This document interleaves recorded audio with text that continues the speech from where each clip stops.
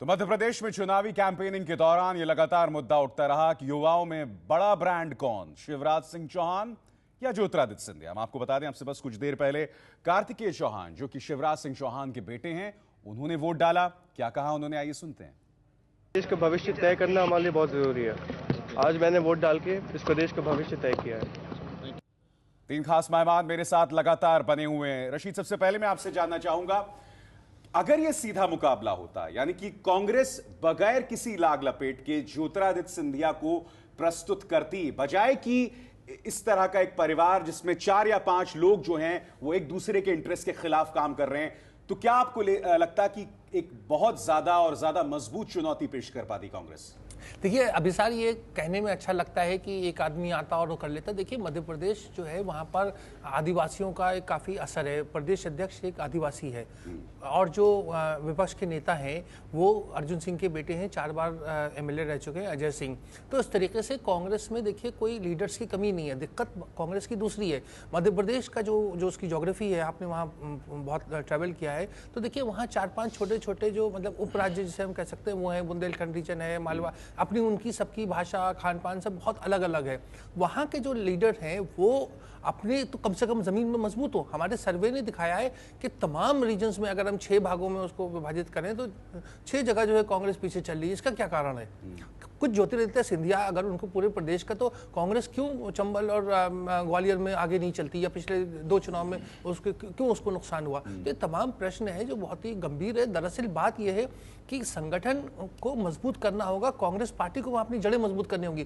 कांग्रेस ने तमाम टिकट का जितनी कार्रवाई करी सारी दिल्ली में की, भोपाल में क्यों नहीं करी? यही नहीं, और टिकट बंटवारे को लेकर जितना विवाद। गिरिजा जी, मैं आपसे यहां पर जानना चाहता हूं, मैं एक नेतृत्व की बात इसलिए कर रहा हूं क्योंकि आपको याद होगा पिछले चुनाव में कांग्रेस की सीटें 30 से 70 बढ़ जाती हैं, और बावजूद इसके कि नेतृत्व कहीं ज्यादा बिखरा हुआ था।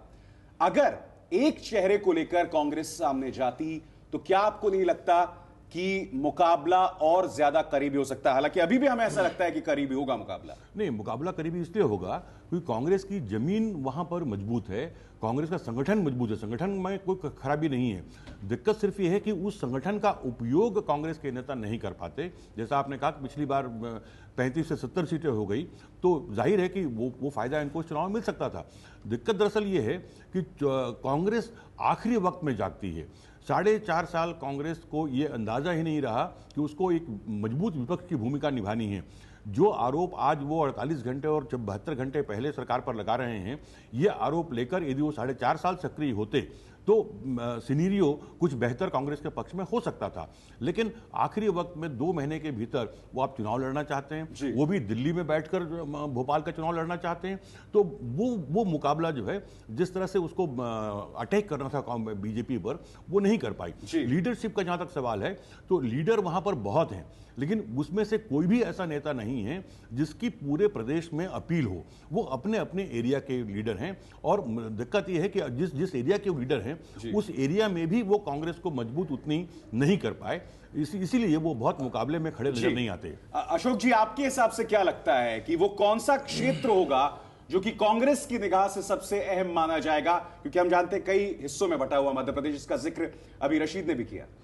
मुझे लगता है कि इस बार मालवा में यदि कांग्रेस थोड़ा बहुत गेन कर लेती है। मालवा एक ऐसा एरिया है कि यदि जो हम डिफरेंस जो मेरे पास जिसको मैं मालवा समझता हूँ, कम से कम 90 सीटें हैं वहाँ पे। वहाँ एक खेल हो सकता है क्योंकि वहाँ पे बीजेपी का भी स्ट्रांग होल्ड है, कांग्रेस का भी स्ट्रांग होल्ड है।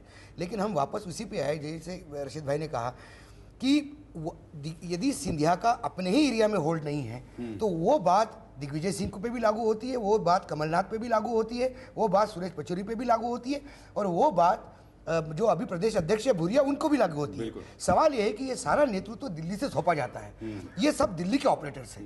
इन्होंने सिर्फ अपने प्यादे छोड़ के रखे हैं और प्यादे के भरोसे प्रॉक्सी राजनीति मध्य प्रदेश में वो करते हैं। जमीन से आरोप नहीं तो आज सिंधिया जी को ग्वालियर छोड़ के गुना नहीं जाना पड़ता।